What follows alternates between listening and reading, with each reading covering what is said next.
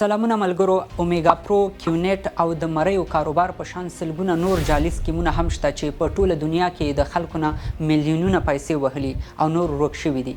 دغه کارونه په غریبو هیوادونو کې په ډیره اسانه مخته ځي او زحمت نه غواړي، خو په پرمختللو هیوادونو کې بیا دا جعلي کاروبارونه کله د نیټورک مارکیټینګ په نوم او کله د MLM یا ملټي لیول مارکیټینګ په نوم رامنځته کیږي. د دغو جعلي کاروبارونو ساحه هر ورځ پراخیږي.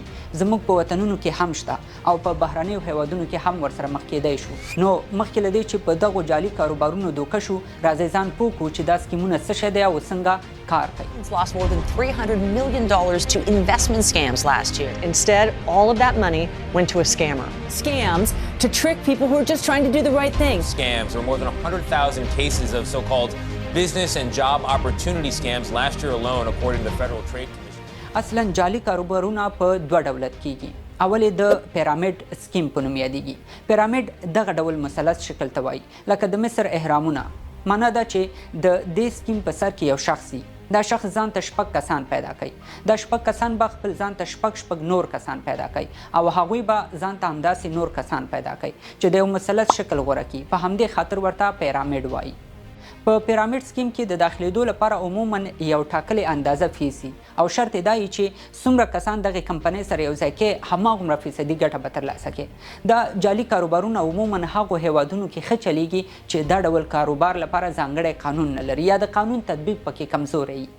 خو پوهیږئ، له دومره پرمختګ سره سره هم د پیرامید په نوم دغه جعلي کاروبارونه په پرمختللو هیوادونو کې لا هم روان دي او دا ځکه چې جعلي کاروباریان کوشش کوي چې خپل دا ډول کارونو ته قانوني لارې پیدا کړي. مثلا که څوک د داسې یو کمپنۍ سره یو ځای کیږي، باید له دوی نه یو څیز واخلي، هغه هم تش په نوم یو څیز وي. دا له یوې خوا په دغو کاروبارونو د خلکو باور زیاتوي او له بلې خوا د دولت هم ورته په اسانۍ پام نه راوړي، ځکه دوی داسې ښکاره کوي چې ګواکې په خلکو باندې خپل تولید خرڅوي او بس. لکه په یو وخت په پیښور کې یوه کمپنۍ جوړه شوه چې د 5,000 روپو په مقابل کې به یوه د فشار د کنټرول آله درکړه. بیا به درته ویل که 15 نور کسان دې په دې پروګرام کې شامل کړل، موټر سایکل درکوي او همداسې تر موټرو پورې کیسه اوږده کړې وه. خو لږه موده وروسته د دغې کمپنۍ دفتر خالي شو، د خلکو پیسې ویوړې او مسؤلین هم ورک شول. اوس د عصري ټکنالوژۍ په پرمختګ سره دغه کاروبار لا نور هم عصري شوی دی. نو په دې خاطر چې په دغو جعلي کاروبارونو هم د خلکو او هم د دولت باور ترلاسه شي، د نیټورک مارکیټینګ نوم ورپورې تړي. دا کمپنۍ درته وایي چې دوی سره د کار کولو لپاره باید په دې کمپنۍ کې انویسټمنټ وکړي یا سرمایه گذاري پکې وکړي. هغه شی چې دا کمپنۍ خرڅوي باید یوه اندازه یې واخلي. د دغه څیز له اخیستلو یا د دوی په خبره له انویسټمنټ وروسته ته د دې کمپنۍ کارمند کیږي او کله چې کارمند شي خپل کمیشن هغه وخت اخیستلی شي چې نور خلک دې کمپنۍ ته راجذب کړي. تاسو به د اومیګا پرو او کیونیټ نومونه اورېدلي. هغه کمپنۍ کټ مټ د همدې پیرامید سکیم عصري بڼې وي. مثلا که یو څوک له دغو کمپنیو سره یو ځای کیږي او 10,000 سرمایه پکې مصرفوي، نو هغه شخص به مجبور وي چې 3 نور کسان پیدا کړي او که هغوی هم 10,000 پکې مصرف کړي، نو بیا به دې شخص ته 10% ګټه ورکوي او که هغه 3 کسان له ځان سره نور 3 نفره پیدا کړي، نو د هغوی به هم 2% ګټه ورځي. دا خلکو ته ډیر ساده او اسانه چوکاټ ښکاري، خو داسې نه وي څنګه چې ښکاري. تاسو په خپله له دې اندازه ولګوئ چې په اول پړاو کې که یو نفر 6 کسان له ځان سره پیدا کوي، په دویم پړاو کې هغه 6 کسان ځان سره نور شپږ کسان پیدا کوي چې 30 کېږي او په دریم پړاو کې بیا همدا 30 کسان له ځان سره نور 6 نفره پیدا کوي. نو دا سلسله چې کله تر 14 کتر رسیږي، د خلکو شمیر د دنیا د ټول نفوذ نه هم زیاتیږي او دا ناممکنه ده چې د دنیا ټول خلک دې په همدې یو کاروبار کې راجمع شي. له دې معلومیږي چې دغه کارونه 5 او 6 کتار ته هم نشي رسیدلی او د رامنځته کېدو نه څه موده وروسته بیرته له منځه ځي. ډېر خلک په دې کاروبارونو کې له شاملېدو سمدستي وروسته د میلیونر کېدو خوبونه ګوري، ځکه دا پروسه داسې جوړه شوې وي چې هر څوک فکر کوي د میلیونر کېدو تر ټولو اسانه لاره همدا ده. هر شخص دغه کاروبار سره د یو ځای کېدو په وخت کې فکر کوي چې د دغه مثلث په سر کې دی، خو په اصل کې د دې مثلث په آخر ځای کې هماغه څو لومړني نفره له دغه کاروباره ګټه وکړي او له ګټې وروسته ورک شي. پاتې هغه خواران او بېوزله کسان شي چې په خوارۍ او زارۍ یې له نورو پیسې قرض کړي او کمپنۍ ته یې ورکړي. دویمې پونزي سکیم نومیږي. اصلا پونزي د دغه شخص نوم دی. پونزي تقریبا 100 کاله مخکې له خلکو پیسې واخیستې او څو وارې بیرته په ګټه هم ورکړې، خو په آخره کې له 15,000 کسانو نه تقریبا 15 میلیارده ډالر ویوړل او ورک شو. له هماغه راهیسې دا جعلي کاروبار د ده په نوم یادیږي. پونزي سکیم کې یو شخص یا یو کمپنۍ درته ډاډ درکوي چې د دوی په تجارت کې پیسې مصرف کړه یا انویسټمنټ وکړه، څو ورځې یا څو میاشتې وروسته به درته 2 چنده درکول شي.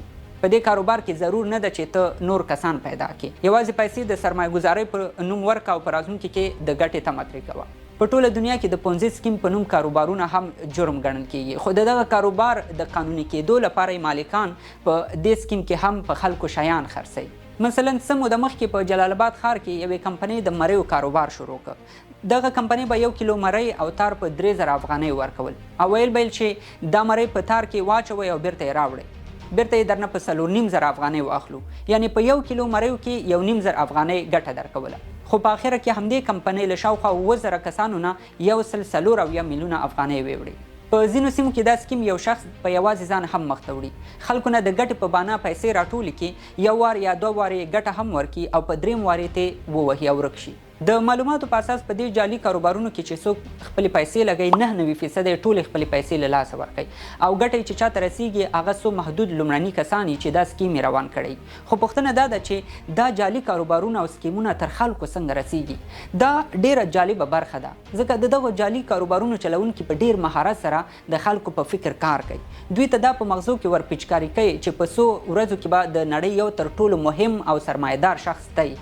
اصلا دا کاروبار د هغه زنجیر په څیر دی چې یو شخص پکې دوکه وخوري، بیا همدا شخص په ورکشاپونو او سیمینارونو کې روزل کیږي ترڅو نور خلک دوکه کړي او دا سلسله همداسې مخته روانه وساتي. د دغو کارونو تبلیغات هم ډیر پرمختللي او عصري دي. ځینې د مشهورو شخصیتونو ویناوې له خپل کاروبار سره یوځای کوي او د خلکو د قانع کولو لپاره یې خپروي. ځینې جعلي عکسونه جوړوي څو خلکو ته وښیي چې د دغو کمپنیو په سیمینارونو کې مشهور خلک هم برخه اخلي او دوی دا ټول په دې خاطر کوي چې خلک پې باور وکړي او کمپنۍ سره یوځای شي. دوی خلکو ته دا هم ورپیچکاري کوي چې نړۍ د عصریتوب خواته روانه ده او ډیر زر به ټول کاروبارونه آنلاین مارکیټینګ ته راوړي. که څوک له دې چانس استفاده ونه کړي ټول عمر به بیا پښیمانه وي او دا چانس یوازې همدوی خلکو ته برابر کړی دی.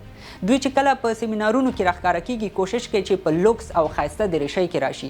که څوک په لومړي ځل دغه سیمینار ته ورځي فکر کوي چې په یوه ډیره غټه او مهمه تجارتي غونډه کې برخه اخیستې ده. په دغه سیمینارونو کې خلک راځي او د خپل ژوند د بریالیتوب له ځانه جوړې شوې کیسې هم کوي چې څنګه یې د غریبۍ ژوند تیر کړی او بیا چې له دې کمپنۍ سره یوځای شو څنګه یې غریبي ختمه شوه او میلیونر شو.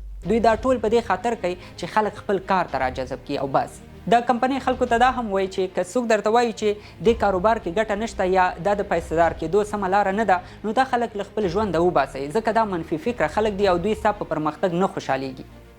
جعلي کاروباریان زیاتره هغه خلکو پسې ګرځي چې فکر یې خام او ډیر زر دوکه کیږي، ځکه دغو خلکو نه یوه ګټه دا اخیستل کیږي چې په ډیرو وړو خبرو هم تیروځي او کمپنۍ ته پیسې راوړي.